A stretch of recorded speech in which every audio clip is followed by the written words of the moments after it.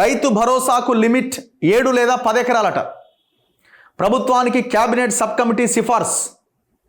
రైతు భరోసా కేసీఆర్ అమలు చేసింది, రైతు బంధు పేరుతో అమలు చేసిండు. కాంగ్రెస్ దానికి రైతు భరోసా అని పేరు మార్చింది. కాంగ్రెస్ మేనిఫెస్టోలో పెట్టింది 7,500 ప్రతి సీజన్కి ఇస్తాం, అంటే 2 సీజన్లకి, సంవత్సరానికి 15,000 రూపాయలు ఇస్తామని హామీ ఇచ్చింది. సో అందులో భాగంగా ఫస్ట్ టైం గెలిచిన వెంటనే పాత 5,000 రూపాయలు ఇచ్చుకుంటూ దాదాపు 2,500 కోట్ల రూపాయలు ఖర్చు పెట్టినట్టున్నారు.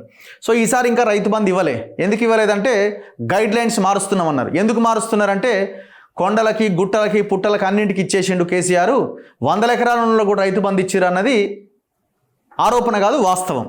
దాదాపు అట్ల ప్రతి సీజన్లో, ప్రతి సంవత్సరంలో 600 నుంచి 1,000 కోట్ల రూపాయల వరకు దుబారా జరిగింది. అసలు అందరికీ ఎందుకు ఇవ్వాలి? అస్సలే ఇవ్వద్దు. 100% కండిషన్స్ పెట్టాల్సిందే. ఏ ప్రభుత్వ పథకమైనా అర్హులకు మాత్రమే చెందాలి. అర్హులకు ఇంకొక రూపాయి ఎక్కువేయండి, తప్పులేదు. కానీ అనర్హులకు ఇవ్వడం వల్ల ఏం ఉపయోగం?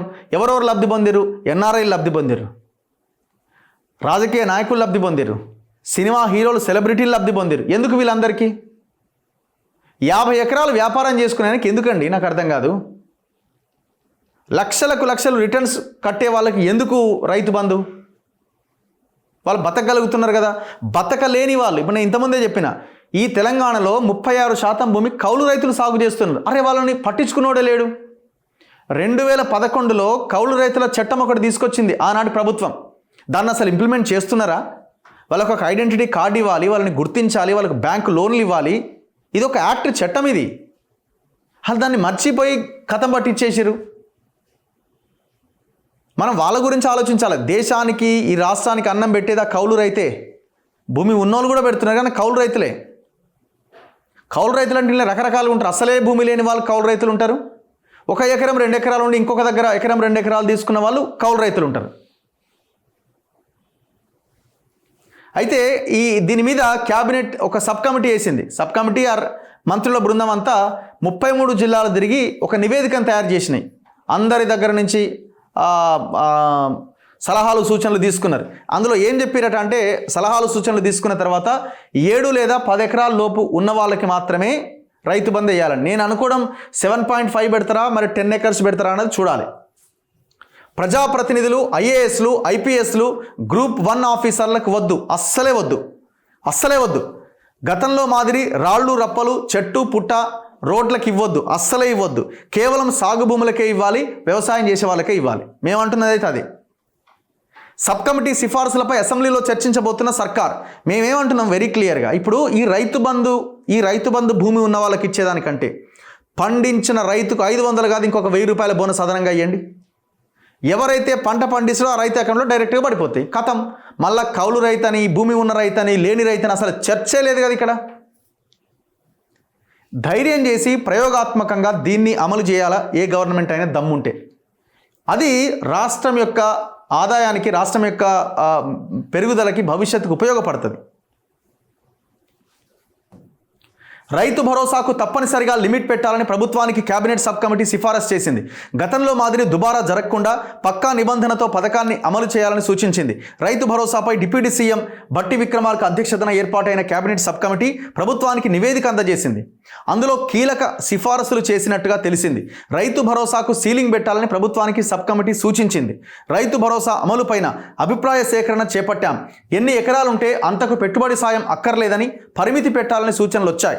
ఎక్కువ శాతం మంది రైతులు 7-7.5 ఎకరాల వరకు లిమిట్ పెట్టాలి అన్నారు. కొంతమంది 10 ఎకరాలు, ఇంకొంతమంది 5 ఎకరాల వరకే ఇవ్వాలన్నారు.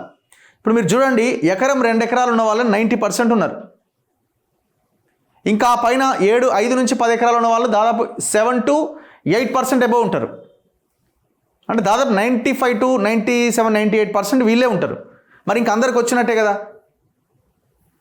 కొంతమంది 10 ఎకరాలు, ఇంకొంతమంది 5 ఎకరాల వరకే ఇవ్వాలి అన్నారు. రాష్ట్రంలోని భూ కమతాలను పరిశీలిస్తే 5 ఎకరాల వరకు ఉన్న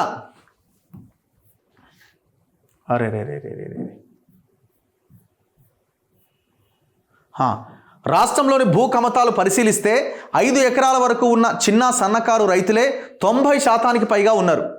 అలాగే ప్రజాప్రతినిధులు, ఐఏఎస్లు, ఐపీఎస్లతో పాటు గ్రూప్ 1 ఆఫీసర్లకు కూడా రైతు భరోసా ఇవ్వాల్సిన అవసరం లేదని సిఫారసు చేసింది.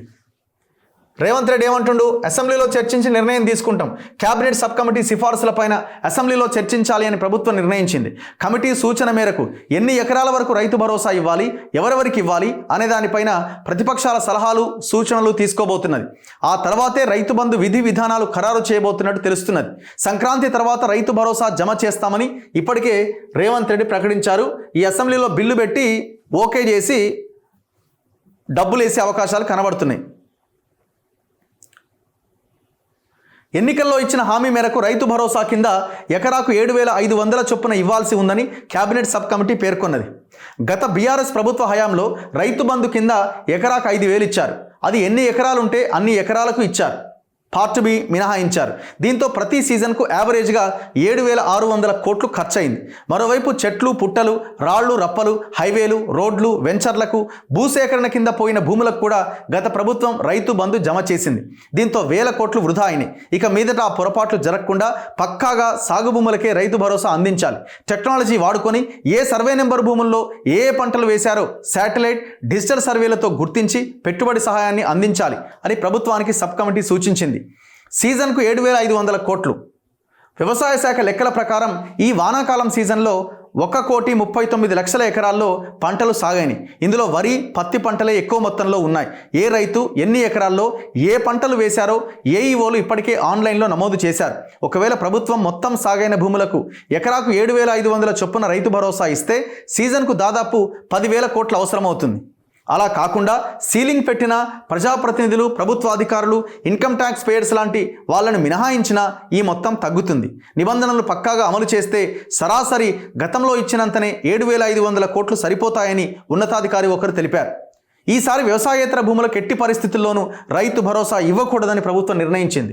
సాగు భూముల లిస్టులో నుంచి నాన్ అగ్రికల్చర్ భూములు తీసేయబోతున్నది. ఇలా కనీసం 15 లక్షల ఎకరాలు తీసేసే ఛాన్స్ ఉన్నట్టు తెలిసింది.